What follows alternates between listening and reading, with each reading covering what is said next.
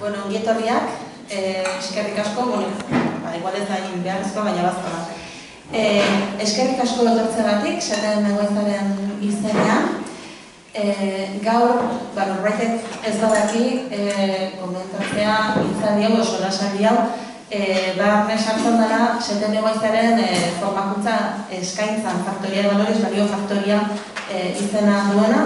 Hortxe maitxoan dituzue programak, nahi da dituzue ikuskatu, eta gure web orrialdean faktoriadevalores.eus informazio guztia duzue, eta izen eman alduzue ikastaro eta tailerretan.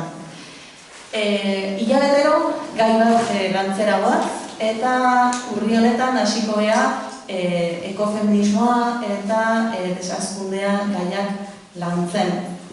Como os comentaba, este diálogo, esta charla, se enmarca en la oferta formativa de SETEM, que hemos llamado la Factoría de Valores. Tenéis ahí folletos y podéis ver también información en la página web factoriadevalores.eus. Y bueno, ahí tenéis información de los próximos meses hasta enero. Y bueno, luego en Navidad, eso sí, sacaremos la programación ya a partir de febrero. Todos los meses trabajaremos un tema.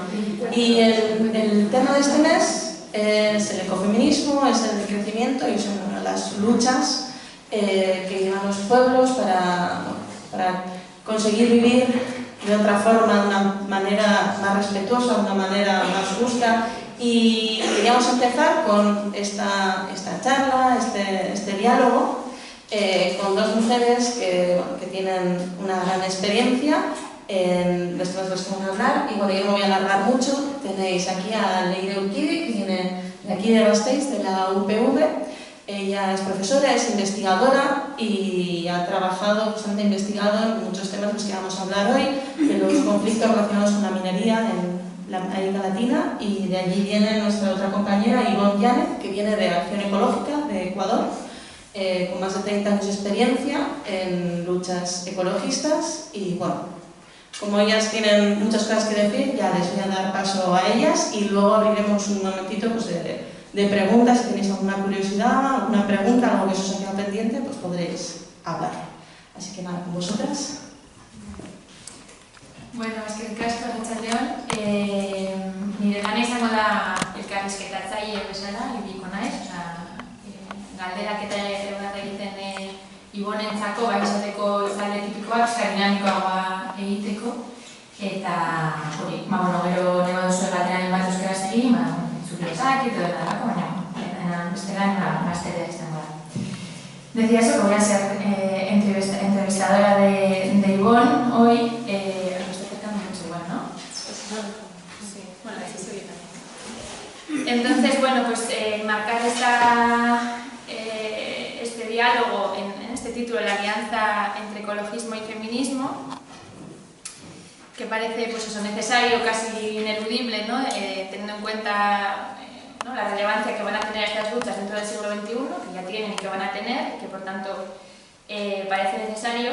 Y simplemente para, pues eso, para un poco a modo de contexto, decir que, bueno, que podemos hablar dentro de esta alianza, ¿no? O de este intercambio entre ecologismo y feminismo, podemos hablar del ecofeminismo como una, digamos, como una línea de pensamiento y de acción propia, ¿no? que de una manera así muy breve sería una línea de pensamiento y de crítica, ¿no? Que identifica e intenta combatir pues, esa dominación gemela sobre las mujeres y sobre la naturaleza dentro del sistema capitalista heteropatriarcal. Abro paréntesis, ¿vale? Porque bueno, dentro del ecofeminismo hay diferentes tendencias y de alguna manera también ha sido muy criticado por posturas más esencialistas que vinculan mucho a la mujer con la naturaleza, por razones biológicas, etc. Y de alguna manera pues eso, que nos posicionamos más desde una perspectiva más constructivista, ¿no? De alguna manera que ¿no? la mujer como categoría social, ¿no? Y que por tanto esta dominación se debe a los roles asignados a la mujer, no tanto por su biología, sino por ¿no? lo que se le asigna dentro de esta categoría social. Bueno, esto como, digamos así, cierro paréntesis, dentro de la línea del ecofeminismo, pero como una línea propia, pero también parece interesante, ¿no? Estos intercambios entre el ecologismo y el feminismo como movimientos igual más autónomos, pero que se van nutriendo entre sí. Y ¿no? como el ecologismo se puede nutrir de las formas de hacer, de los objetivos del feminismo, ¿no? Ahora hace unos meses tuvimos un segundo encuentro en febrero, Encuentro de Género y Energía, que fue muy interesante porque precisamente, ¿no?, introduce esa mirada feminista, esa mirada con perspectiva de género sobre todo el sistema energético, que desde la perspectiva crítica está más vinculado al ecologismo, ¿no? El ecologismo hace una crítica del sistema energético, pero sí que ahora, ¿no?, se empieza a introducir también la mirada feminista y también contra la lucha de la pobreza, contra la pobreza energética, que también bebe del feminismo y de la justicia social, pero bueno, que ahí se están moviendo cosas, ¿no? También ¿no?, todo lo que la experiencia que nos va a contar Ivonne, con todos sus años de activismo, ¿no?, de activismo ecologista, pero que también se va nutriendo del feminismo, y al revés, ¿no?, como el feminismo también puede o debe tomar ideas, objetivos del ecologismo, y esto se hace especialmente visible, ¿no?, cuando hablamos de una perspectiva más internacionalista, cuando miramos al sur, por esa desproporcionada carga, ¿no?, de degradación ambiental que sufren las mujeres en el sur y también cómo encabezan muchas de las luchas ambientales, ¿no? Entonces, bueno, este diálogo entre ecologismo y feminismo, ¿vale?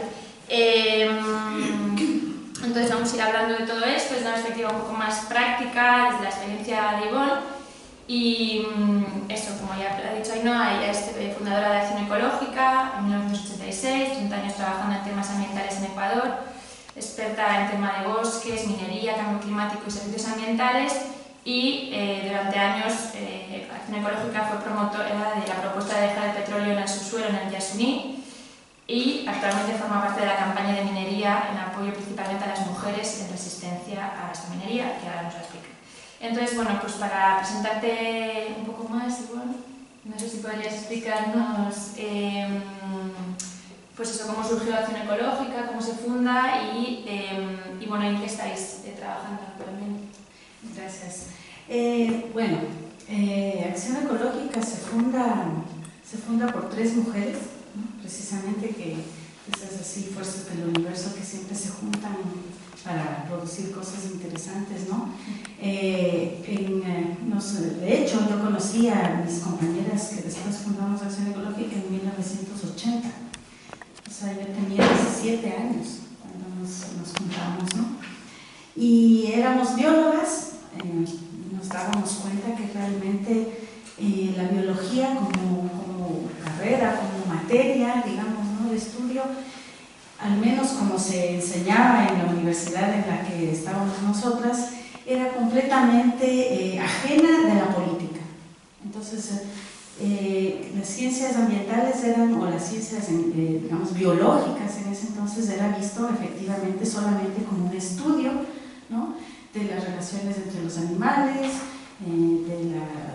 de todo lo que tiene que ver con la zoología, con las estructuras, digamos, de los animales, los ecosistemas, así como una cuestión bien ecológica, ¿no?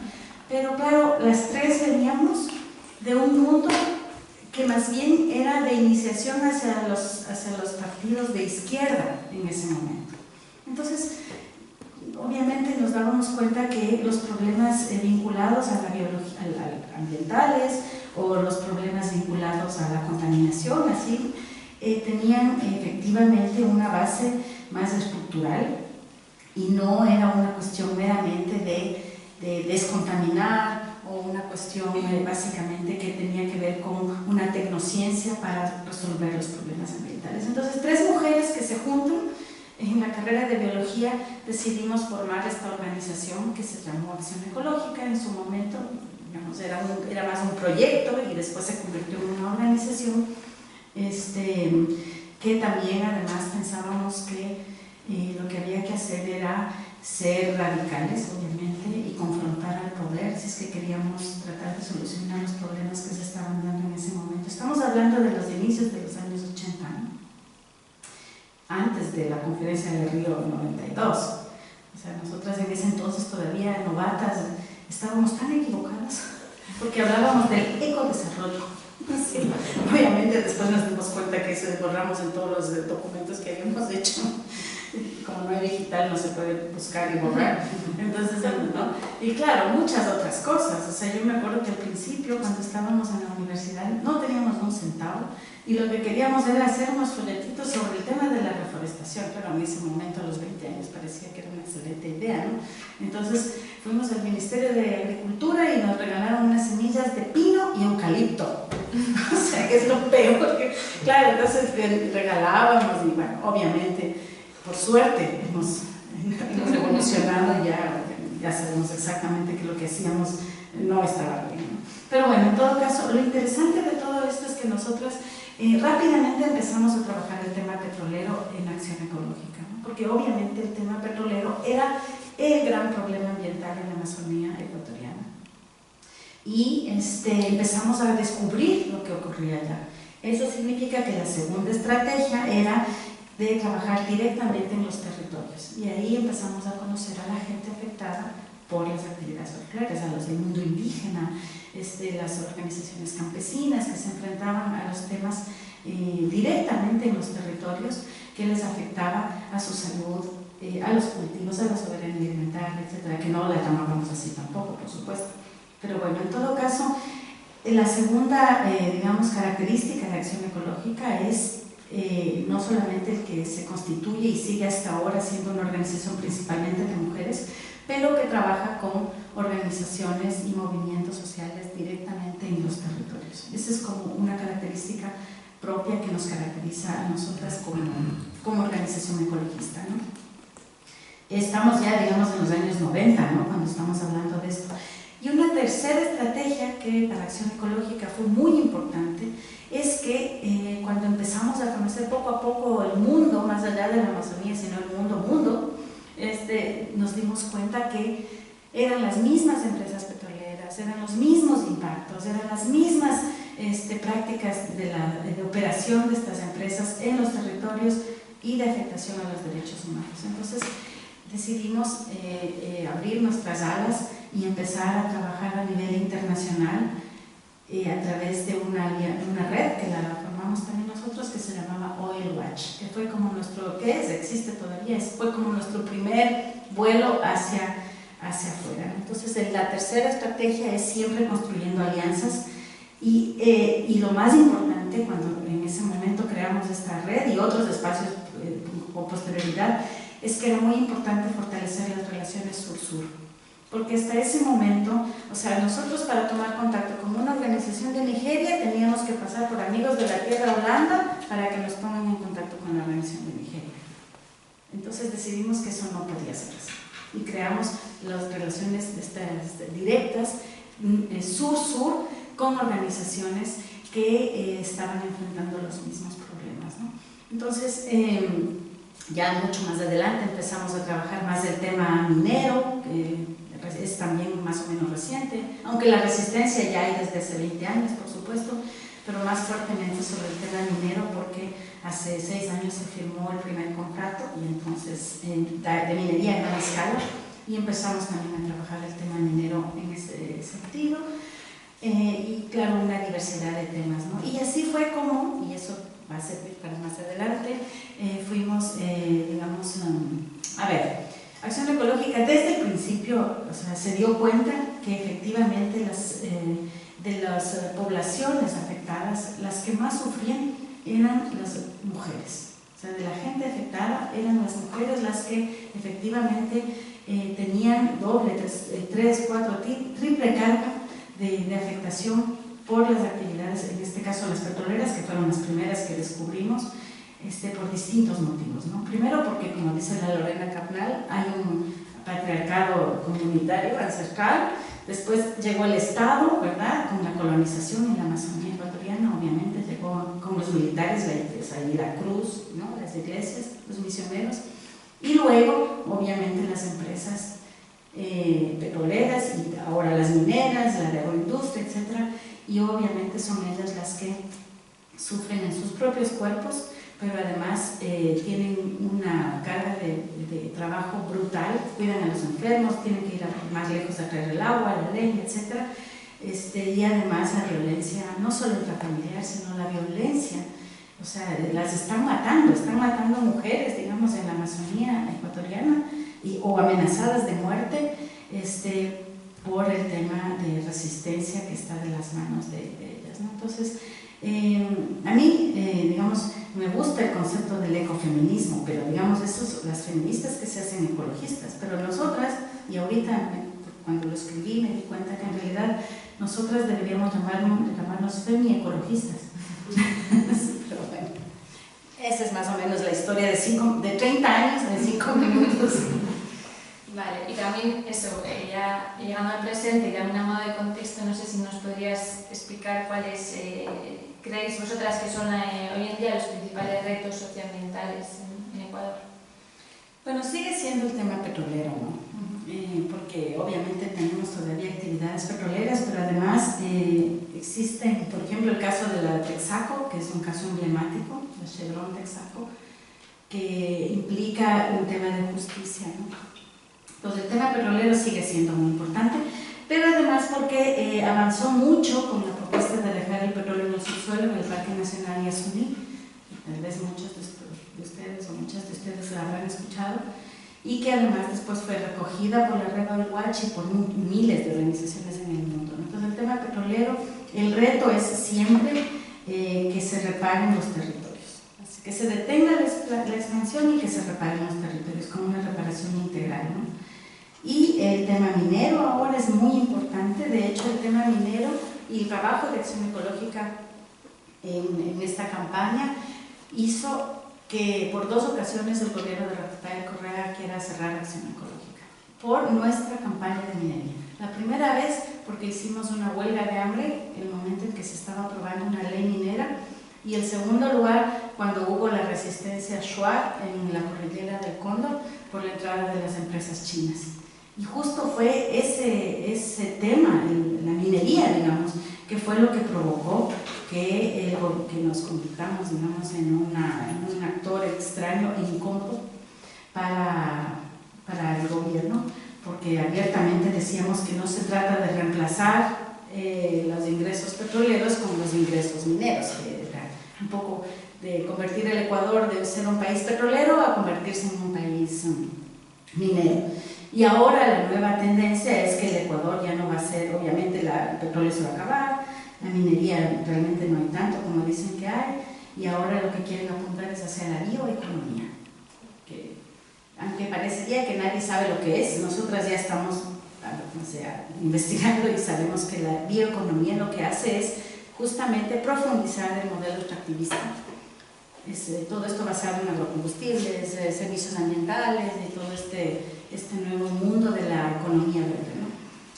Entonces los retos siguen siendo estos, o sea, siguen siendo los mismos, más otros, como por ejemplo la entrada de los transgénicos, de los cultivos transgénicos recientemente, siempre la pérdida de soberanía alimentaria por el uso de agrotóxicos, el deterioro de los suelos. O sea, son los mismos problemas que les afectan a todos los países, yo diría, al menos en el sur del planeta, pero también aquí. O sea, yo no sé si aquí, por ejemplo, qué tan soberanos desde el punto de vista alimenticio son en el País Vasco.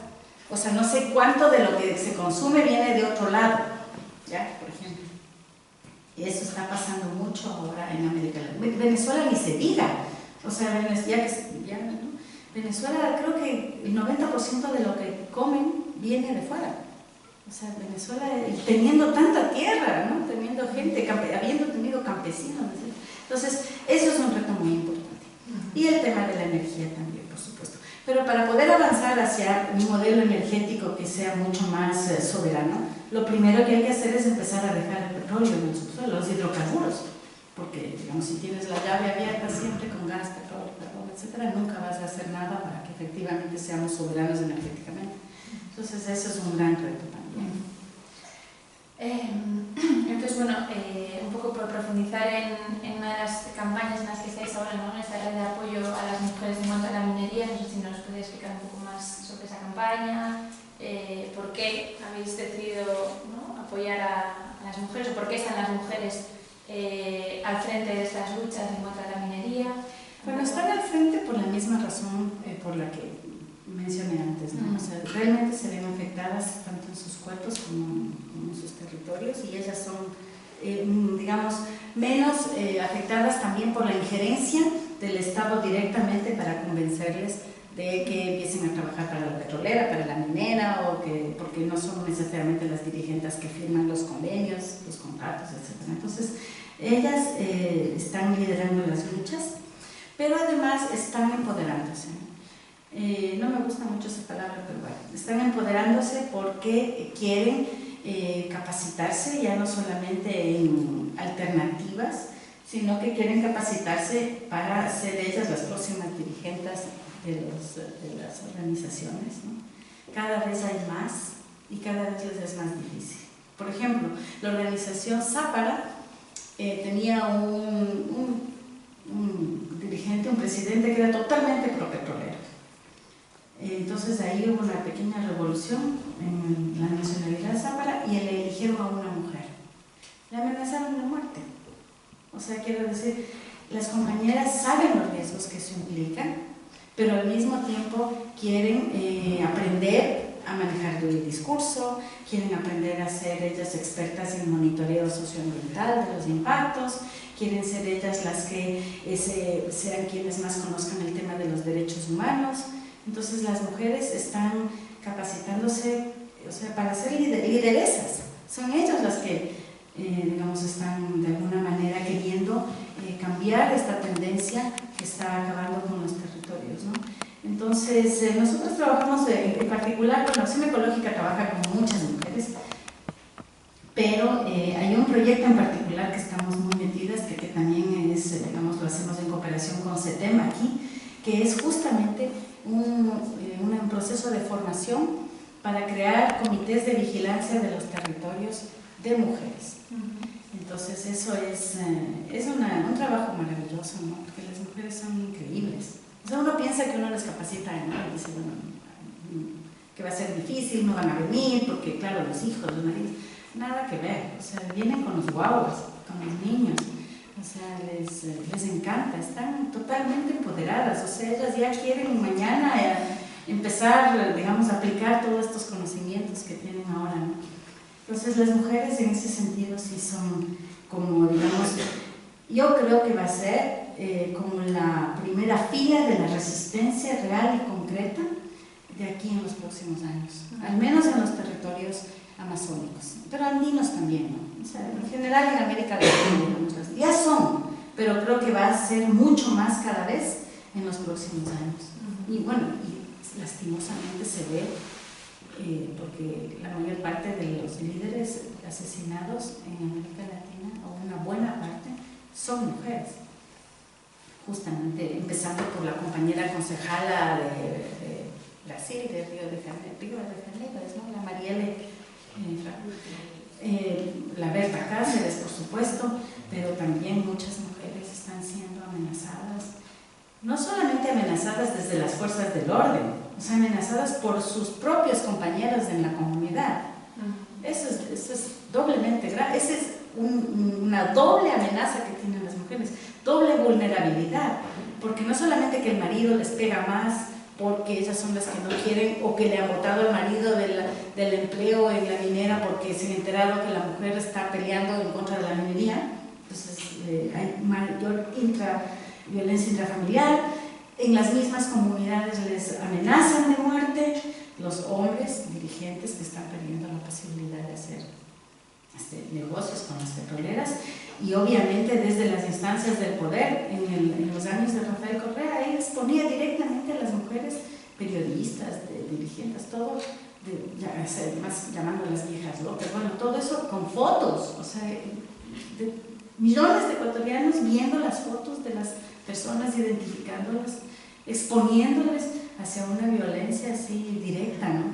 Entonces, obviamente eso implica, y eso es un reto que quizás no mencioné antes, el reto es, si bien hemos avanzado en materia de defensa, de protección, etcétera, yo sí creo que hay que trabajar muchísimo en el tema de los cuidados, y más allá digamos, de proteger a la persona, porque también esa es una discusión que le hemos tenido en el seno de organizaciones de derechos humanos, más que la protección a la persona, es la protección a la comunidad. Porque se ve que se protege a la persona, pero igual la matan. O sea, la Berta Cáceres tenía medidas cautelares, no sé si habrá tenido, pero digamos probablemente sí, de la CIDH. Igual las agreden. Entonces, si es que se protege la comunidad, realmente se está protegiendo también el trabajo de las mujeres. ¿Y cómo sería esa? O sea, ¿qué implica protección? O sea, primero implica resolver también los problemas que están causando esta conflictividad y esta vulnerabilidad y estos riesgos a los que están expuestas las mujeres y los dirigentes hombres también que resisten a las actividades extractivas, por ejemplo. Entonces implicaría tener políticas primero de participación de la comunidad para saber si es que realmente quieren que sigan esos proyectos. Implicaría también un tipo de protección, por ejemplo, no militarización ni policialización de los territorios, que es lo que normalmente hacen, se acogen, mandan militares y todo eso. Implicaría, por ejemplo, que si es al contrario de que sirva para la protección, sirve para poner, digamos, se crea una serie de, además, anomalías entre la población. Por ejemplo, los niños empiezan a ver un policía o un militar y les tienen terror. Entonces, lo ideal sería que más bien salgan y que haya más bien una protección, por ejemplo, del territorio, de los espacios comunitarios desde afuera. Implicaría, no sé, mayores medidas de protección efectivamente, pero de protección efectiva a los dirigentes y a las dirigentes, en el sentido, no sé… Sí, dentro de la comunidad también, ¿no? Y también, por ejemplo, ¿qué es lo que pasa? Muchos dirigentes, hombres en este caso, están huidos de la comunidad. O sea, son a veces comunidades en donde los hombres están escondidos en la selva, están las mujeres solas con los niños, ¿no? En cambio, si es que se arreglan los temas legales también de los dirigentes, es una manera de proteger, porque los hombres vuelven a la comunidad y la comunidad está, de todas maneras, el tejido social está más estructurado y eso también es una forma de proteger a la comunidad. O sea, es una cosa bien compleja, pero va más allá de la protección exclusiva de… Es que a veces, ahorita me acordé, a veces los hombres de las comunidades y de las organizaciones son tan atrevidos que hubo en Washington una audiencia en la CIDH, en la Comisión Interamericana de Derechos Humanos, a la que fue una compañera guaraní. Se organizó una mesa, una de estas, ¿cómo se llaman? Sesiones, ¿no? Una audiencia dentro de las sesiones de la CIDH, para denunciar lo que pasaba justamente con las mujeres defensoras de derechos humanos y de la naturaleza en América Latina, en Ecuador también hay, ¿no? Entonces, un dirigente guaraní que había ido con el Estado en la sede de la CIDH le amenazó de muerte. O sea, imagínate, o sea, realmente no tienen ningún tipo de cuidado hasta para decir, o sea, por último le amenazan ahí en la CIDH. O sea, es impresionante. Entonces, claro, hay que ver, hay que ir descubriendo cómo proteger más a las compañeras, ¿no? Bueno, pues acaso, CIDH es la Comisión Interamericana de Derechos Humanos, pues acaso… Bueno, no sé si quieres seguir un poco con este tema o cambiamos un poco de tercio. ¿Cambiamos? Sí, vale. Tenemos aquí la lista de temas, preguntas, entonces vamos a ir… luego eso, podéis hacer preguntas para profundizar, o sea, a mí se me queda un poco alguna pregunta, pero si no la recuperamos luego, sobre esa red de vigilancia que has dicho del territorio, que bueno, si eso luego profundizamos un poco más. Entonces, bueno, eso, cambiando un poquito. Y yendo un poco a tu activismo, ¿no? A tu recorrido vital también, sabemos que el ecofeminismo eso no implica simplemente sumar a las mujeres, sino que es un cambio de paradigma. ¿Y qué cambios ha implicado para ti introducir esa mirada feminista en tu práctica activista como ecologista? No sé si nos podrías… No es difícil a veces pensar esto, ¿no? Pero… Es difícil pensarlo porque además no se sabe cuándo empiezan y cómo. Entonces, creo que ya hoy lo conversábamos un poquito, ¿no? Yo me acuerdo que una de las compañeras fundadoras de Acción Ecológica vivió en Inglaterra durante unos añitos. Y ahí una vez descubrió un libro de la Vandana Shiva. Entonces ella fue la primera que como que vino así al Ecuador, ya hace, no sé, 15 años, 18 años tal vez, y Acción Ecológica. Y miren, ahí este libro, ¿no? Staying Alive. no sabíamos hablar ni bien el inglés, entonces, bueno, a la final leímos este libro de la bandana Shiva, ¿no? Que yo creo que fue muy, muy importante y pionero en ese sentido. Y claro, ella es un poco quien empezó a trabajar hace 18 años con tener aproximaciones con organizaciones y con mujeres feministas que trabajaban, por ejemplo, con el derecho sexual y reproductivo en esa época, sí. Me imagino que eso también ha cambiado, ¿no? Ahora se dan otros derechos, pero en fin. Y no le gustó para nada. ¿A quién? A ella. No le gustó para nada, o sea, y hasta ahora. Yo creo que ella tuvo una aproximación un poco, tal vez, no era, es que para todo tiene que haber un momento. O sea, quizás ese no era el momento para nosotras de tener un acercamiento con mujeres feministas que en el Ecuador casi no habían, digamos, sino eran más bien mujeres feministas de organizaciones del norte que a veces iban a Ecuador o que conocíamos cuando viajábamos. No había un clic ahí para nada, para nada. No con la bandana Shiva y con lo que ella ponía ahí, o sea, de las mujeres luchadoras en el territorio, eso es distinto. Pero, digamos, esta idea no cuajó para nada y más bien nos olvidamos. Pues ya pasó, nos olvidamos. Seguimos trabajando con mujeres, obviamente, pero no había esta aproximación. Hasta que, por esos azares de la vida, una compañera de Valladolid llegó al Ecuador, como hace 6 años, y entonces ella más feminista, ¿no? Y ella empezó a trabajar con esta idea de justamente del feminismo y que Acción Ecológica se meta más en estas discusiones, ¿no? Entonces, y bueno, escuchábamos, ¿no? Y tampoco había un clic así, muy, o sea, pero ya era el momento, o sea, yo creo que ya estábamos como maduras, digamos, ¿no? Entonces necesitamos ya, pero digamos, empecemos a leer, ¿no es cierto? Invitemos a gente, entonces le invitamos a la Yayo Herrero, fascinadas, porque ella es ecologista y además feminista, ¿no? Le invitamos a la Silvia Federici, todas fascinadas, entonces así a la Rita Segato, a la Lorena Carnal, y entonces conversando efectivamente descubrimos que hay más de un feminismo.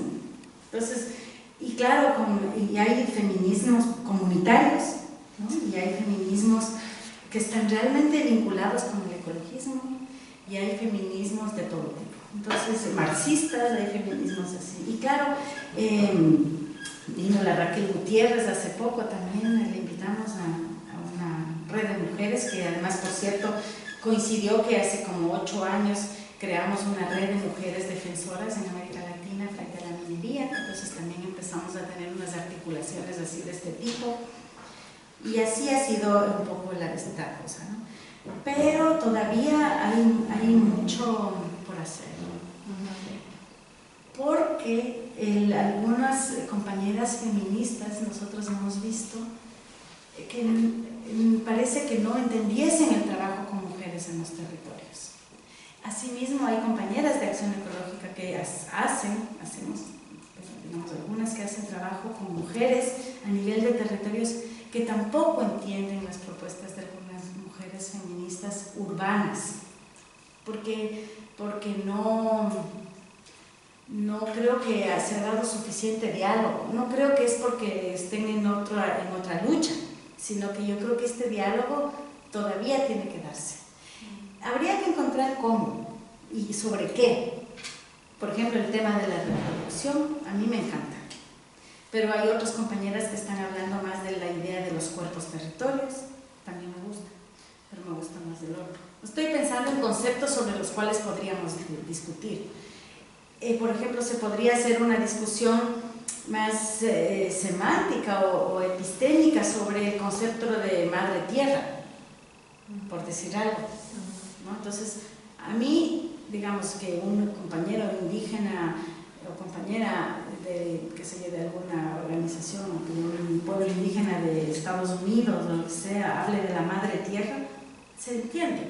Pero a veces la idea de la feminización de la tierra por otras corrientes de pensamiento, no necesariamente los indígenas, que como además en muchos idiomas indígenas no hay género, no es que es la madre tierra necesariamente porque es mamá, mujer, así, sino que es una concepción distinta. Entonces, podríamos también discutir sobre eso. O sea, ¿tiene género la tierra? ¿Tiene género la naturaleza? ¿Está abocada a ser fértil, prístina? También ahí podría haber una discusión interesante, ¿no?, con las feministas. Entonces, yo lo que creo que hay que hacer es encontrar distintos puentes de discusión. Aun cuando nos peleemos, aun cuando nos pongamos de acuerdo, pero yo creo que es un tema que nos sirve a ambos. O sea, le sirve también a las feministas. O sea, entender que nosotros estamos hablando de que, por ejemplo, cocinar es bonito y estar en la cocina es ser soberanos preparando tus alimentos. Pero claro, para algunas feministas en Quito, híjole, les da escozor. Si lo que están tratando de hacer es salir de ese concepto, ¿no?, de la mujer en la cocina, todo, pero nosotras debemos de una manera diferente. El cuidado, la cocina, preparar los alimentos, ¿no? ¿Por qué tiene que ser vista necesariamente como una pérdida de soberanía, de autonomía, cuando puede ser muy liberadora, puede ser emancipadora?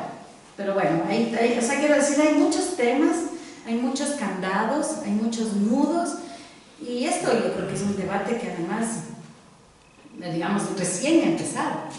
Yo no sé no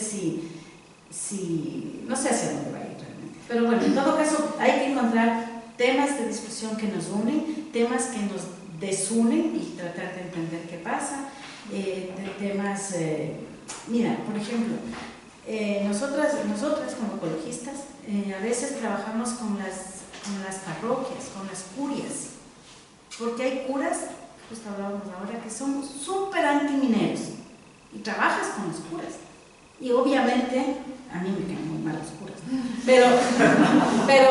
pero también hay muchas feministas que no se sentarían jamás con un cura al lado. Pero si es que tienes que hacer alianzas con el cura para sacar a la minería, después te sientas y discutes sobre pero entonces hay cosas que hay que encontrar también, tácticas que a veces no nos unen, como por ejemplo esa. Pero bueno, en todo caso sí es una alianza fundamental. Es una alianza fundamental, no solo que es imperativa que nos aliemos, porque claro, yo creo que es la misma lucha. Yo creo que estoy un poco clara, pero no tengo muchas respuestas cuando las compañeras feministas me dicen que no se quieren sentar con el cura. Entonces, ¿qué hago? O por ejemplo, el Ecuador es un país bien religioso, ¿no? No es tanto como Colombia, Perú, pero lo es. Y las compañeras indígenas viven esta espiritualidad doble, pero son bien católicas también. Y entonces, claro, me encuentro con mujeres feministas que hablan, pero despotrican contra la iglesia, así todos. Cuando tú en los WhatsApps del grupo de formación de mujeres de monitoreo, a veces te mandan una virgen y todas amén, amén, amén. Entonces, ¿cómo? O sea, si le meto una feminista ahí, en ese grupo, o sea, se va. O sea, sí, ha salido del grupo. Entonces, estoy segura que lo hace. Entonces, tenemos que aprender también a entender las dinámicas culturales en un país plurinacional, en donde el enemigo, digamos, no es el cura antiminero, el enemigo es el gerente de la empresa. Entonces, bueno, ahí es un poco. Sí, a veces parece como que tienen que estar abocadas las dos luchas, ¿no?, a estar en común, y de repente hay momentos en los que ves que es imposible, ¿no?, que es esto entre el feminismo rural y urbano, y más en nuestros países, pues es más complicado.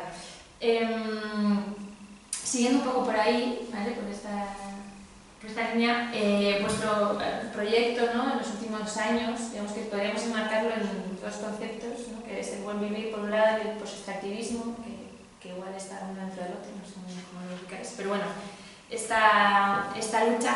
Entonces, no sé si nos podríais explicar brevemente cómo concretáis este proyecto, cómo que visualizáis, un poco yéndonos ya a los proyectos, al futuro, y cómo también, ¿no?, ahí cómo se introduce la visión ecofeminista, o cómo afecta, o cómo crees que está interrelacionada. Bueno, A ver, yo creo que como el Ecuador es un país plurinacional, cuando se introdujo el concepto y el principio del buen vivir, que digamos el summa causa en la Constitución, lo que trataba de hacer justamente es una conjunción de dos mundos, ¿no? El mundo occidental, digamos, con leyes, con la Constitución, con el Estado finalmente, que plasma el summa causa como en unos ideales y con un documento que es la Constitución Garantista de Derechos. Entonces tú tienes el summa causa no solamente como un objetivo, digamos, que perseguimos quienes estamos en el ecologismo. El summa causa es el principio rector que debería guiar todas las políticas públicas en el Ecuador, inspiradas en el summa causa de las comunidades y de la vida de la gente en los territorios y en las comunidades. Entonces, para nosotros ese es como el gran camino. No me gusta llamarle utopía, pero digamos que ese es como la utopía. Por otro lado, ¿cómo tú defines el summa causa? Entonces tú puedes preguntarle a una compañera indígena y te dirá, no sé, vivir bien, buenas relaciones, tener fiestas en las comunidades, ¿no? Quiero decir. Pero nosotras desde el ecologismo entendemos, claro, todo eso es el summa causa, pero el summa causa, y teníamos un eslogan muy bonito, es el summa causa y es sin petróleo. Entonces, ahí vas conjugando esas cosas. El summa causa y es sin, digamos, acabando con el capitalismo.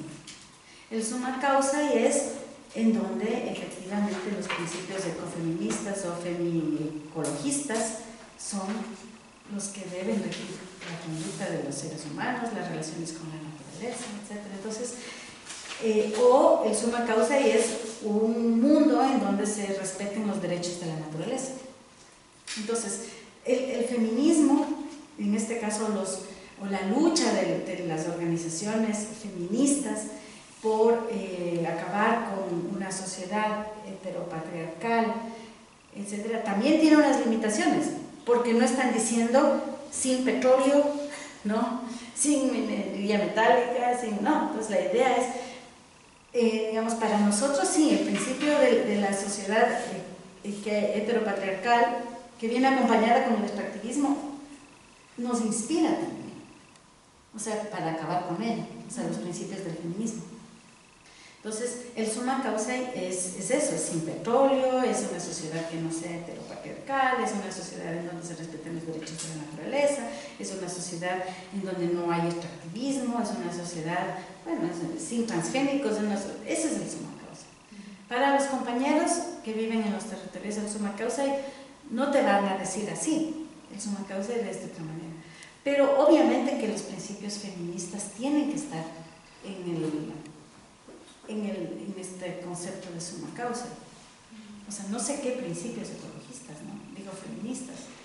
Digamos, tu pregunta es difícil porque el feminismo, digamos, ¿cuál feminismo? O sea, no sé. Sí, de lo que nosotros hemos aprendido, de todo lo que hemos estudiado, conversado y todo eso, sí. Pero no sabemos si es que hay otros feminismos. No sé si hay feminismos de derechas. No sé si hay feminismos pro-extractivistas. No sé si hay feminismos que piensan que no sé, que la energía nuclear es mejor que la energía petrolera. No sé. Es que no sé qué debates se han dado dentro de los feminismos a propósito del tema de la ecología. Creo que lo están dando, ¿no? Que es lo importante. Pero nosotros también estamos dando lo nuestro, acogiendo las cosas que vamos aprendiendo de los feminismos que creemos que sí forman parte del summa causa. ¿Y cuál es el debate en Ecuador dentro del feminismo, sabes? ¿Cuál es la orientación hacia el summa causa y cuál es su aportación? Yo creo que el Ecuador en ese caso, en este sentido, tiene mucha suerte, porque creo que en parte por el trabajo que ha hecho Acción Ecológica, pero también en gran parte por la lucha de los pueblos indígenas. Entonces, el debate político en el Ecuador, en los movimientos sociales, incluidos los feministas, todo, es un poco todo entremezclado. O sea, qué sé yo, las organizaciones indígenas, cuando me acuerdo salían a marchar en los años 2013, 14, incluían dejar el petróleo en el subsuelo en el día siguiente. O sea, se logró calar con las propuestas ecologistas. Y yo creo que también se ha logrado permear un poquito dentro de las organizaciones feministas. El tema indígena, por supuesto, por las luchas de los pueblos indígenas, pero creo que también hemos forzado a nosotras como ecologistas, más bien a que ellas incorporen el debate del ecologismo, de la ecología. Por ejemplo, cuando nos sentamos con la Silvia Federici, las marxistas, las feministas más radicales y los ecologistas más radicales. O sea, ya, leamos el Calibán y la Bruja, entre todas. Entonces creo que les obligas también a pensar sobre eso. Cuando se debate los derechos de la naturaleza, entonces también yo creo que para las compañeras feministas tienen que debatir sobre qué son los derechos de la naturaleza en un contexto feminista. No sé, yo creo que lo están haciendo, pero me parece que todavía falta. Pero lo más bonito sería ir aprendiendo y discutiendo juntas, aunque hay que dar también sus propias discusiones, obviamente.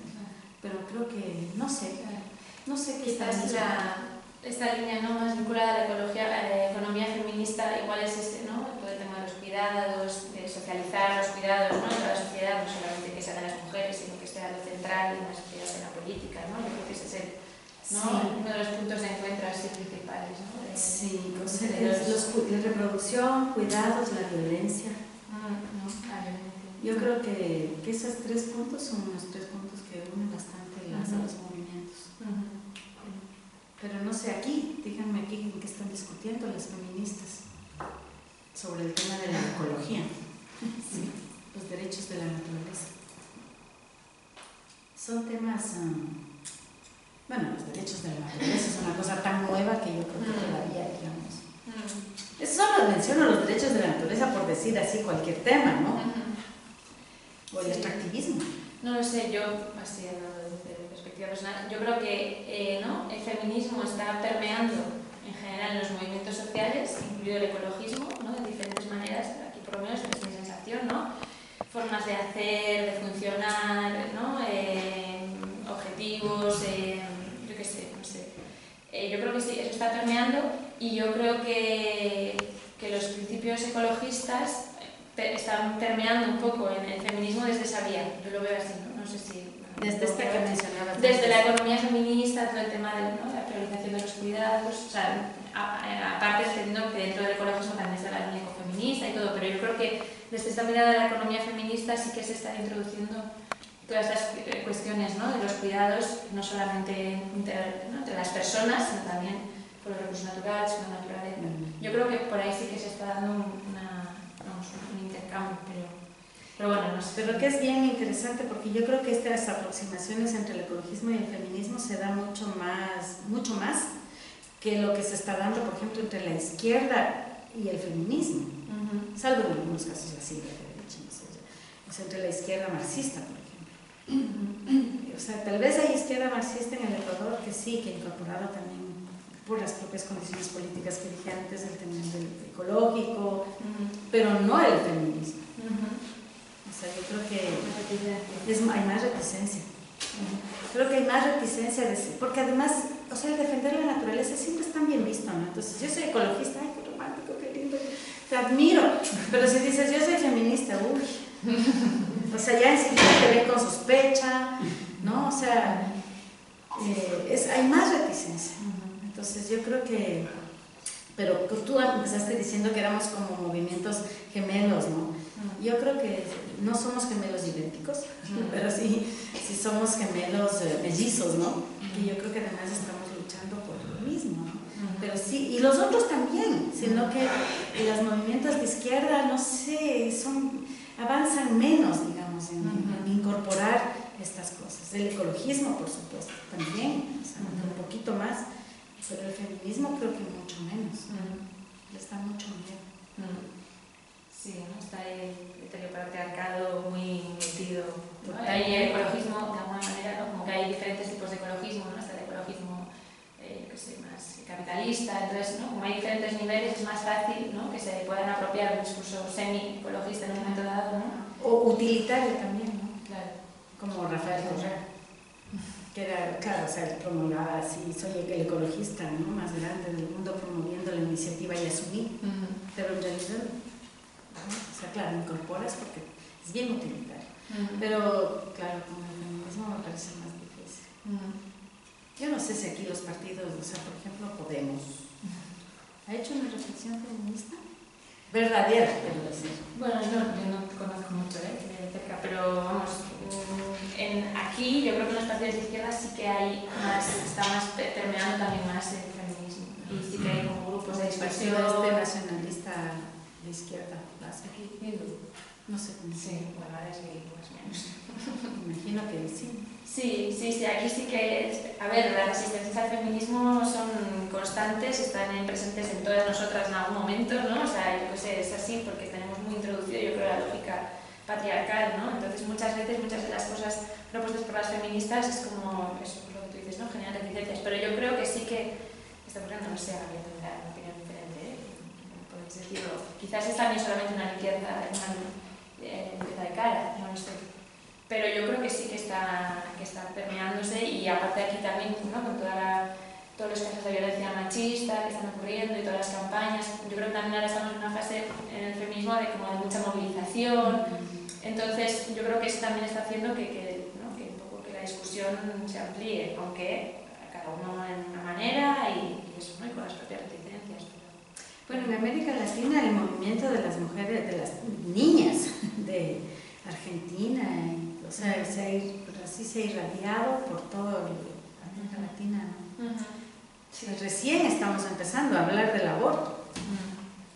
Entonces, pero bueno, y justo había hace poquito hubo una reunión en Ecuador y había una chica argentina y yo le decía eso, y ustedes en el movimiento de los pañuelos verdes están incorporando la discusión sobre eso, reproducción de la vida, ¿no? Entonces, se sentía un poco incómoda porque dice, claro, la defensa de la vida, la reproducción de la vida, pero estamos por el aborto. Entonces, si ves, o sea, miren, o las ecologistas, o sea, hay ecologistas que no necesariamente están, digamos, a favor de un aborto libre y, digamos, por cualquier motivo, ¿no?, que tú quieras, porque no quieres tener, no. También ahí hay una cosa así como, hay temas tabú, que además, mejor no hablar. O sea, yo creo que es mejor no hablar de ciertos temas tabú porque nos vamos a pelear. Entonces dejamos como los curas, ¿ya? Los curas, entonces hablemos de otras cosas, porque sí hay temas que son delicados. En una sociedad tan conservadora como la de América Latina, entonces es mejor no hablar de ciertas cosas. Por eso es que mi compañera ya años atrás no le gustaba hablar con las feministas porque habla de los derechos sexuales reproductivos, no sé qué. Había una compañera, yo me acuerdo que conocimos una ecologista holandesa que era lesbiana y se había hecho inseminación artificial, y su compañera también y todo. Y mi amiga, que es ecologista, o sea, es ecologista radical, se sentía incómoda por eso. Ahora, por ejemplo, obviamente yo estoy en contra de que se contraten vientres de alquiler en la India porque tú quieres tener hijos, o sea, eso es absolutamente, o sea, es una violación directa a los derechos de las mujeres de la India, porque además les haces ovular a la fuerza y además toda esta cosa que quieres, toda esta ovulación forzada, la compra de óvulos, es absoluto, o sea, si estamos hablando de derechos sexuales y reproductivos, ¿hasta qué punto? Yo quiero tener mi hijo y alquilo a una mujer en la India, no.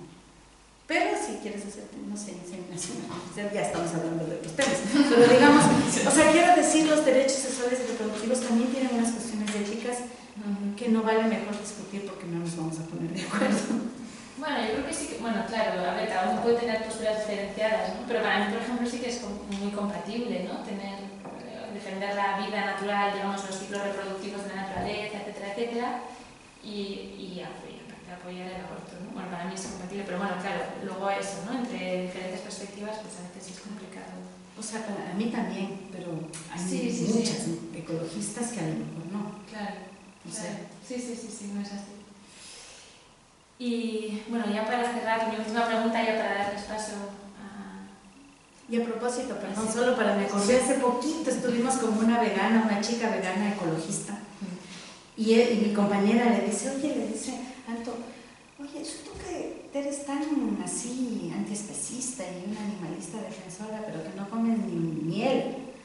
Dice, pero tú estás a favor del aborto. Entonces, claro, la Anto nunca le habían hecho esa pregunta.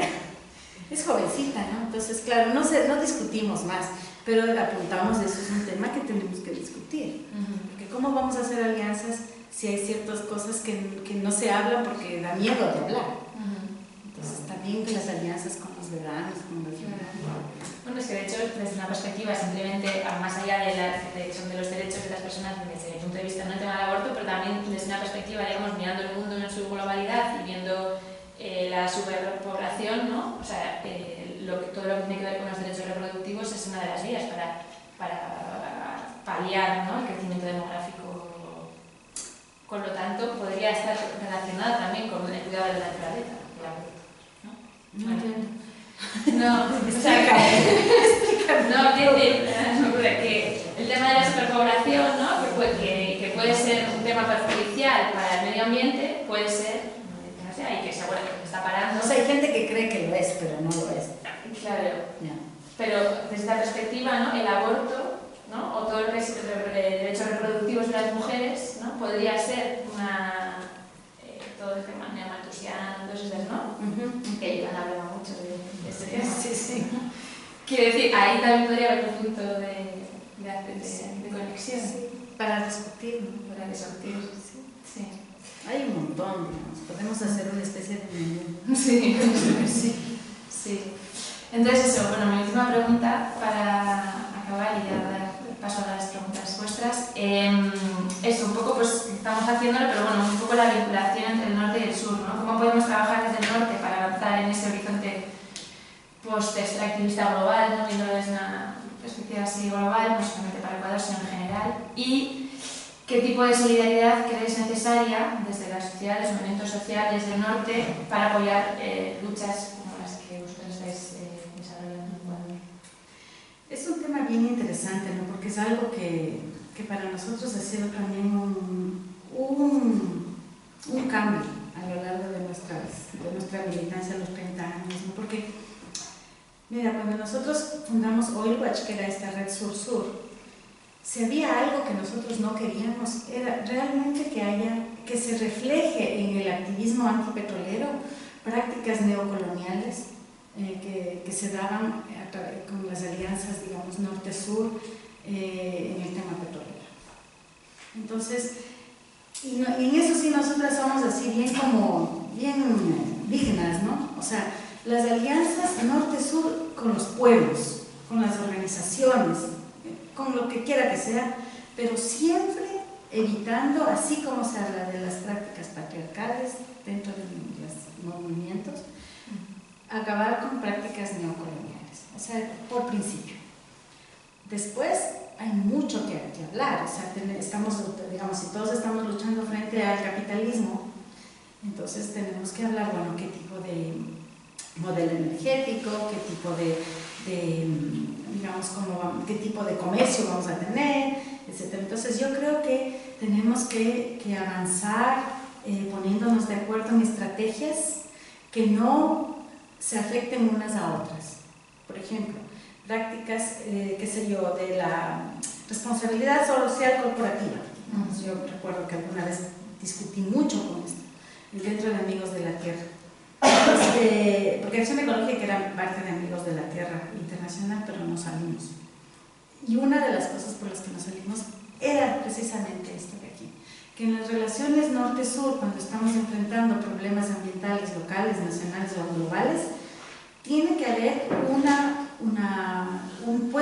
puesta de acuerdo de qué estrategias no pueden ser perjudiciales para la resistencia de los pueblos. Porque claro, por ejemplo, me acuerdo que una persona quería hablar con el gerente de la Shell, o de la Shell, no sé qué, para que haya una responsabilidad social corporativa de la Shell, o de la Shell, en Nigeria. Cuando en Nigeria le habían expulsado a la Shell del territorio Ogoni o le estaban metiendo un juicio a la Chevron. Entonces, tienen que ser estrategias, digamos, que sean complementarias y no que se afecten las unas a las otras. Entonces, evitar prácticas neocoloniales, ponernos de acuerdo en que las estrategias son estrategias que le sirvan a los dos lados, pero que no afecten la una a la otra. Un respeto, digamos, porque también el extractivismo se da no solamente así de recursos naturales, eso, sino también muchas veces un extractivismo intelectual, ¿no? Entonces, para poder hacer campañas juntos también tenemos que tener como mucho cuidado, ¿no? De no reproducir inclusive estas prácticas patriarcales, ¿no? Por ejemplo, a veces, volviendo al tema del Olwash, que para mí siempre fue como el más importante, ¿no? O sea, cuando había que hacer incidencia, el que iba era un chico de Holanda, pero para dar un testimonio, solo testimonio, era la persona de Nigeria. Entonces, ¿por qué? O sea, ¿por qué no daba el testimonio, ¿no? el Nigeria? ¿Por qué no hacía la incidencia a él? Entonces, como un poco esta, y esto es importante en esto de la factoría que tienen ustedes, ¿no? La factoría de valores, o sea, todos los conocimientos son válidos, todos tienen el mismo nivel, tanto un PhD como una persona campesina de Nigeria o de Ecuador. Y entonces el momento de hacer las alianzas, sea entre organizaciones sociales, entre movimientos, entre pueblos, entre gente, tiene que entenderse que los conocimientos, que los saberes tienen el mismo valor, ¿no? Y la misma capacidad de aprender el uno del otro. Entonces, las alianzas se tienen que dar así. Yo más estoy hablando de principios, ¿no? No tanto de alianzas de consumo justo, no, sino principios de las relaciones norte-sur para enfrentar los problemas ambientales, que son de todos. No prácticas patriarcales, no prácticas neocoloniales, respeto a los saberes, estrategias consensuadas, ¿no? Y entonces ahí, o sea, nosotros trabajamos en relaciones norte-sur siempre, pero con estos principios. Y nos va bien, porque claro, digamos, son obvias, ¿no? Entonces, ahí tenemos amistades de colaboración de hace 20 años, que seguimos trabajando. Formamos parte de las mismas redes académicas, como las de Joan Martínez Alier, redes de resistencia como Olwach, o sea, redes de distinta índole, ¿no? Entonces, eso es bien importante. Sí. Vale. Pues muchas gracias por también la sinceridad en todas las respuestas y yo que sé, la frescura. Pues eso, que si tenéis alguna pregunta, estamos abiertas a... Bueno, no, ella, vamos, que no voy a contestar. No es información, pero te habrás de hablar, pero vamos, que no es maravilla. Así que no sé, dudas. Yo tengo dos preguntas. Una tiene que ver con lo que ya has comentado, pero me gustaría que profundizases más, ¿no? O sea, el ejemplo de Ecuador, de la Constitución, de dar concretamente derechos a la naturaleza, y cómo desde que se aplicó, cómo se ha desarrollado, qué valoración hacéis, y si creéis que desde el norte podríamos, o bueno, concretamente aquí, en nuestros nortes, no sé, podríamos, o sea, de qué manera podríamos trasladar esa experiencia, si es interesante trasladarla, ¿no?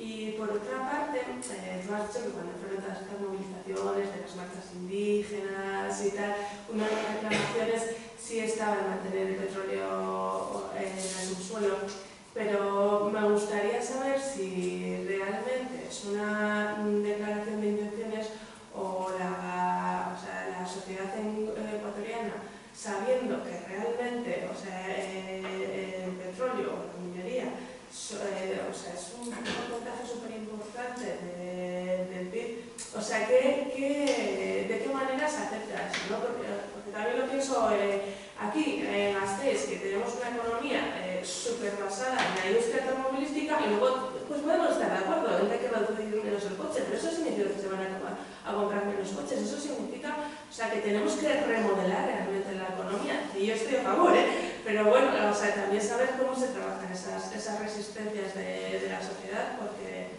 me parece que es imprescindible, al menos tenerlas en cuenta. A ver, yo voy a hablar de lo de la intención de dejar el petróleo en su suelo. En el Ecuador, en la campaña por el Yasuní, realmente la gente, o sea, se recogieron 756,000 firmas de ciudadanos ecuatorianos que firmaron para que nos consulten si es que queríamos o no explotar el Yasuní. Nosotros hemos corrido encuestas así, no pagamos, o sea, hay un montón de estas encuestadoras que nos dan la información así de gratis. Todavía ahora, el 75% de los ecuatorianos quisiera, o sea, si votasen, votarían por dejar el petróleo en el subsuelo en el bloque ITT, en el Parque Nacional Yasuní.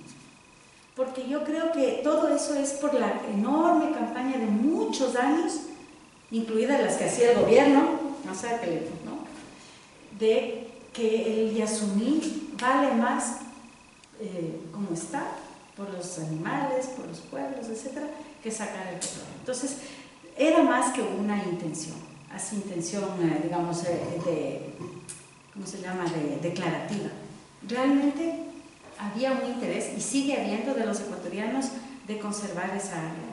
Bueno, ya se está sacando petróleo, no sé qué va a pasar. Y los yasumidos, que eran los muchachos que pelearon por las 756,000 firmas que les hicieron fraude, etcétera, ahorita mismo en estos días están peleando para que efectivamente se reconozca que hubo fraude y que podamos ir a consulta. No sabemos qué va a pasar, pero sí era más que una intención declarativa, sí era verdadera, era real, y la gente firmó para eso.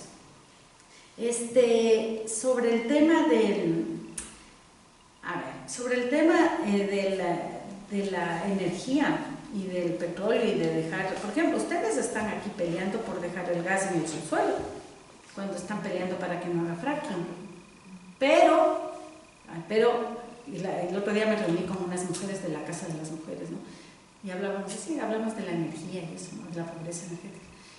Entonces yo les decía, sí, que hay que dejar el petróleo en el subsuelo porque la energía, no sé qué. Y entonces, ¿y de dónde sale la energía que consumen ustedes? Y las compañeras no tenían ni idea. Entonces, claro, no sacan el fracking de aquí, pero ¿de dónde está viniendo? O no sé, yo preguntaba, o sea, porque no sé de dónde se consume, cómo se genera la energía aquí en el País Vasco. Viene es termoeléctrica, es nuclear, es hidroeléctrica, no tengo ni idea, o sea, yo estaba realmente preguntando. Mucho gas, sí. ¿Gas de dónde? Pues de Rusia mucho, ¿no? Sí. Ahora no sé cómo está el porcentaje, pero Rusia, Argelia. Ya, entonces ustedes aquí no sacan gas, pero igual traen de Argelia. Claro. Ya. O sea, yo no estoy diciendo que saquen aquí y no saquen de aquí, ¿verdad? Pero quiero decir, tiene que haber un debate en el ecologismo o en las autoridades municipales que hacen ordenanzas en contra del fracking, de que tenemos que realmente, si ya no vamos a tener ese fracking, entonces hay que reducir la importación de gas desde Argelia. Entonces ahí, los franceses tenían un eslogan que decía, el fracking ni aquí, bueno, en francés, ni aquí ni allá. Entonces haces una campaña también para evitar que se saque el gas desde sí, aquí también era la misma. Es la misma idea, ¿no? Ni aquí ni allá.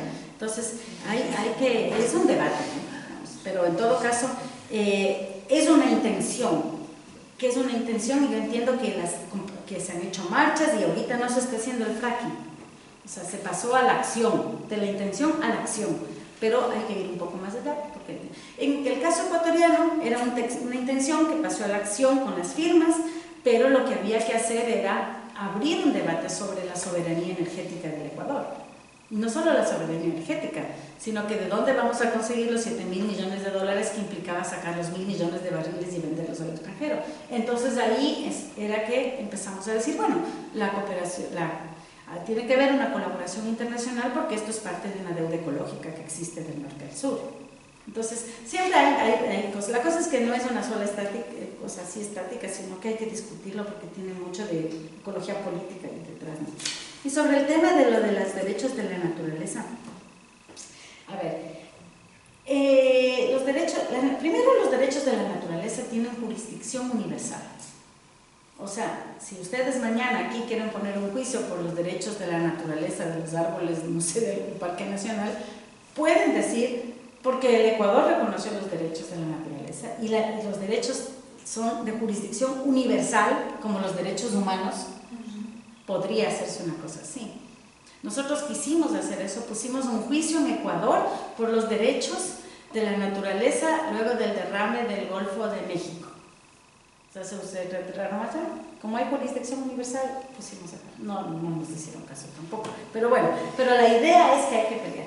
Pero hay otra cosa, que los derechos de la naturaleza tienen que concretarse en cosas bien, digamos, pequeñas. Entonces ya hay un montón de países, qué sé yo, le declararon al río, en Colombia, al río Atrato, no sé qué, sujeto de derechos. O al río Ganges, o en Nueva Zelanda, o en no sé qué. O sea, aquí podrían también empezar a proteger los derechos de la naturaleza con ordenanzas municipales. Pero realmente con los derechos de... Hace una semana el movimiento en Alemania por evitar que se siga sacando carbón de esta famosa mina de carbón, que no me acuerdo cómo se llama, porque iba a afectar un bosque, uno de los últimos bosques naturales de Alemania, no sé qué. La sentencia habla de los murciélagos de ese bosque. Realmente es una sentencia que está apelando a los derechos de los murciélagos de vivir y por eso detienen la expansión de la mina de carbón. Entonces, hay que usarlos, hay que usar los derechos de la naturaleza. Entonces, los derechos de los murciélagos, los derechos de los árboles, los derechos de los ríos, los derechos de los peces, los derechos de todo lo que uno quiera inventarse.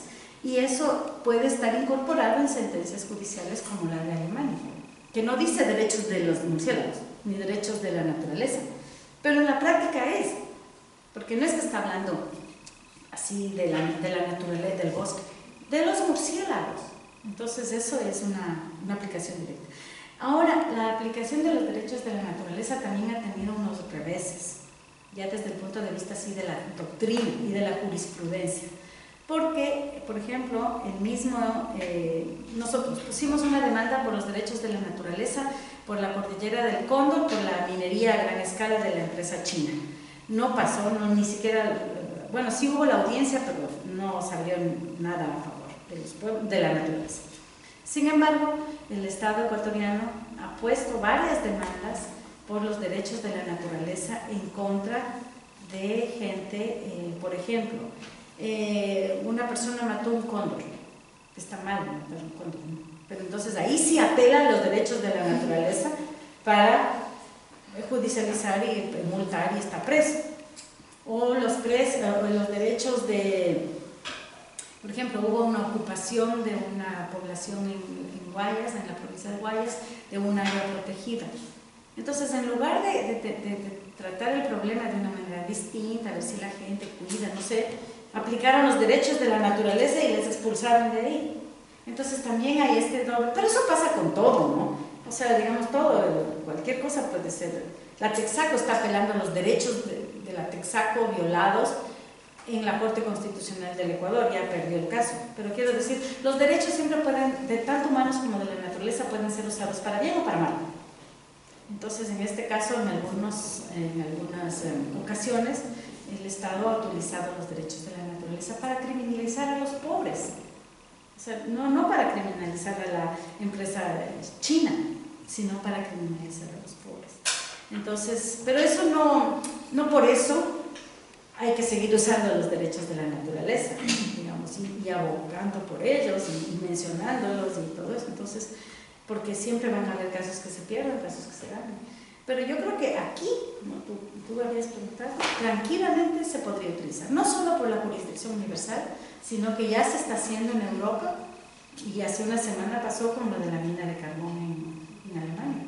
Entonces podrían, que quieren proteger un área protegida, que no está protegida o que le quieren quitar su condición. No sé, no conozco los problemas ambientales aquí, pero no sé, tal vez por el fracking mismo, los derechos del agua subterránea, por ejemplo, los derechos de los acuíferos. No sé, o sea, uno hay que inventarse, ¿no? Pero siempre puedes hacer eso y utilizar. Y además también puedes mencionar, si quieres, mira, hay una página que se llama rightsofnature.org, que es una alianza global. Ahí están recogiendo todos los casos a nivel internacional, o sea, de todos los países que están utilizando los derechos de la naturaleza para defender espacios de territorio. Y puedes entrar y coger ejemplos y ver que se puede hacer eso en muchas partes del mundo. En el Ecuador, bueno, todavía no, ya hay, o sea, por ejemplo, hay una sentencia en el sur del Ecuador, en Loja, que apelando a los derechos de la naturaleza y los derechos del río a fluir, quitaron una cantera de piedra que estaban sacando para hacer una carretera. Entonces sí hay, eso yo creo que eso es, pero está en pañales, esto va a ser una cosa pero así enorme de aquí en adelante, ¿no? Apelar los derechos de la naturaleza, que son cosas, o sea, son individuos, quiero decir, o sea, derechos del árbol, derechos del río, derechos del pez, derechos del murciélago, derechos de... Eso puede ser bien práctico.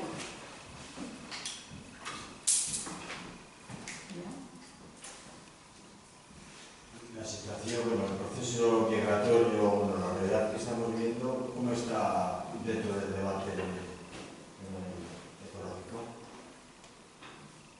¿Yo? O sea, ¿a quién? No, vamos, de tu... De Ecuador. En Ecuador o en el momento en el que estás tú, o de la relación que tienes dentro del mundo de la ecología. Bueno, a ver, nosotros no hemos tratado como tema el tema migratorio, pero obviamente hubo mucha migración interna dentro del Ecuador por un tema, por ejemplo, vinculado al cambio climático. Hay provincias desde hace 30, 40 años que empezaron a tener sequías muy fuertes y mucha de esa gente después se fue a trabajar para la industria petrolera en la Amazonía ecuatoriana.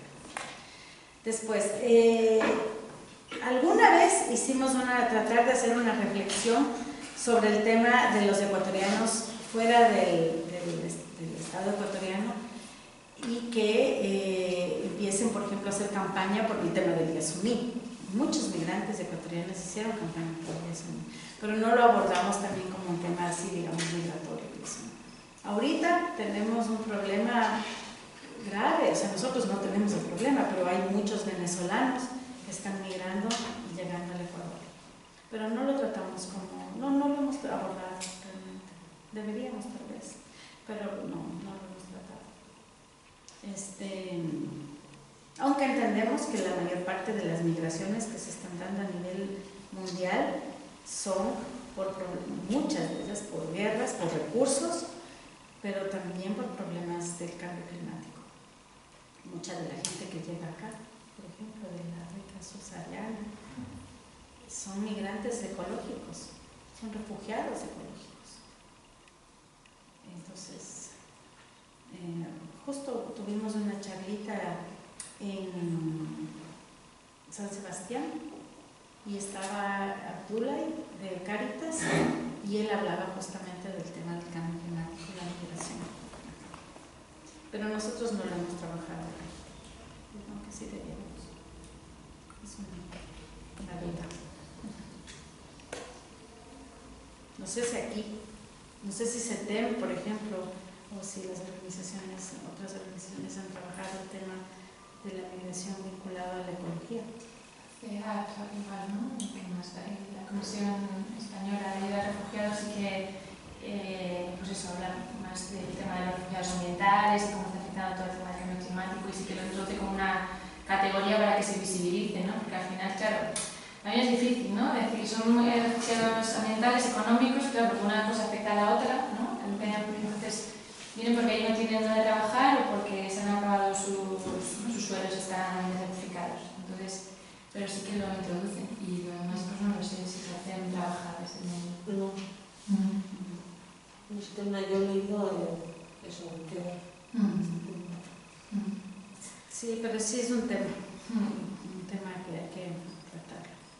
Sí, porque yo creo que no está muy visible y cuando ahora que aquí todo el rato ¿no? tenemos noticias sobre todas las migraciones, todas las muertes y no se profundiza mucho en las razones de esas migraciones, ¿no? Y un tema es el cambio climático y el medio ambiente, entonces porque tú puedes evidenciar que son refugiados ambientales, pero jurídicamente no existe esa categoría. Entonces no puedes venir y obtener tu condición de refugiado, porque no está, es lo que nos decía la Tula, ¿no? Ahí en San Sebastián. Pero sí, claro, es un tema bien importante. Yo, si no hay otras preguntas, quería pedir que igual que explicaras un poquito más el proyecto este de formación de lideresas para generar los comités de vigilancia, me parece muy interesante. Bueno, lo que estamos haciendo es un proceso de formación con mujeres indígenas y campesinas de 7 territorios del Ecuador que tienen afectación o amenazas de extractivismo minero. Lo que hemos hecho es, con fondos del Ayuntamiento de San Sebastián, un proyectito de cooperación internacional, es que las compañeras tengan 4 módulos de formación sobre impactos de la minería, sobre análisis de aguas y monitoreo socioambiental comunitario, sobre temas de género, sobre temas de derechos humanos y derechos de la naturaleza, sobre salud colectiva y salud psicosocial. También tuvieron una formación, una capacitación sobre cómo manejar el discurso, ¿no? ante medios de comunicación, en incidencia, en las asambleas comunitarias. Y también lo que vamos a hacer es producir un manual de monitoreo comunitario. Pero lo ideal es que estas mujeres que representan a territorios, a 7 territorios, son más o menos 20 compañeras, puedan conformarse como comités de vigilancia para monitorear sus territorios, básicamente el tema del agua, el tema de la salud, que yo creo que es como bien importante. Ahora, en muchos casos todavía no ha entrado la minería porque justamente están resistiendo, pero la cosa es que desde ahorita empiece un monitoreo porque ya está la amenaza. Entonces mañana empieza la primera exploración, no sé qué. Entonces ellas ya pueden tener la información base, como una línea base, de en qué condiciones está su territorio ahorita, en caso que después venga la minería y empiece a hacer. Por ejemplo, a veces llega la minería y no hace ni un hueco, pero ya está afectada la población, los niños ya viven con miedo. O sea, todo eso ellas ya pueden empezar a hacer ahora. Y obviamente esa es una herramienta de defensa del territorio. Pero además fortalece la posición de las mujeres dentro de las comunidades, que eso es lo que nosotros queremos hacer, que sean ellas las que lideren el proceso de monitoreo y sean ellas las que se empoderen frente no solamente a los hombres que están negociando, sino también se empoderen frente a sus propias parejas, sus propios dirigentes y también frente a las autoridades locales, o sea, no comunitarias, sino por ejemplo a los gobiernos locales, ¿no? Entonces, es un trabajo que ahora termina con el primer periodo en diciembre, pero esperamos que si es que el Ayuntamiento de San Sebastián generosamente podamos tener en general, digamos, yo creo que, a ver, muchas veces uno hace el trabajo sin dinero, ¿no? Obviamente, pero siempre es bueno tener un poco de dinero porque de todas maneras mover a las compañeras, producir el manual, hacer el análisis de agua, todo esto no cuesta mucho, pero de todas maneras cuesta, ¿no? Entonces, bueno, tenemos la suerte de por ahora poder hacer esto y ojalá que próximamente podamos contar todavía con un apoyo de aquí desde el País Vasco. Sí, esperemos que sí. Y bueno, y obviamente CETEM es nuestra contraparte. ¿Ya? Yo, una curiosidad, las 7 provincias que son de la sierra, del oriente, ¿y hay alguna provincia de la costa? Sí, son provincias, a ver, de la costa está El Oro, que es una provincia que ha sido tradicionalmente minera, pero minera mediana y pequeña minería. Vienen de la zona de Imbabura, que es del noroccidente, en donde hay una resistencia fortísima a la actividad minera. Entonces ellas tienen una lucha así bien importante. Vienen de la zona de Sucumbíos, que es zona petrolera, pero que ahora tienen amenazas y proyectos mineros. Vienen de la zona de la Sierra Sur, de Loja y de Azuay, que son las provincias en donde se está expandiendo más la minería y donde están los principales proyectos mineros de ahí de la sierra. Vienen también de Zamora, que es una zona también donde se está expandiendo la minería, y vienen de Morona, Santiago, vienen de, ya, básicamente son 7 provincias.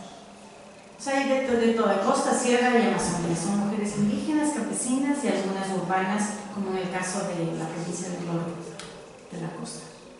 Pero además esa provincia es muy importante porque ahí se va a construir el puerto El Cobre, que es por donde va a salir el cobre que sale desde la cordillera del Cobre. Entonces por eso cubrimos como un espectro de mujeres que están como en distintos momentos, tanto de la resistencia como enfrentando el tema de la reparación, o como enfrentando, digamos, recién el nuevo proyecto que se está abriendo en la cordillera del Cobre, ya que están empezando a sacar minerales. Son mujeres bien diversas.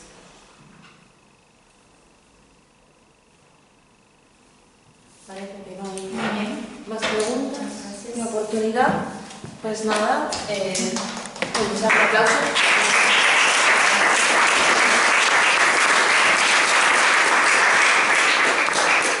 Y bueno, agradecer a Iruña Leire y agradeceros a todas que os hayáis acercado. Espero que os haya gustado y hemos aprendido mucho. Y invitaros el próximo viernes y sábado tendremos un curso dentro de los temas de este mes en el que profundizaremos muchos de estos temas. Y bueno, para lo cual ya sabéis, pues en la página web y para inscribiros y consultar para cualquier otra actividad. Ya sabéis dónde estamos aquí en el Casco Viejo y os podéis acercar para cualquier consulta. Y es que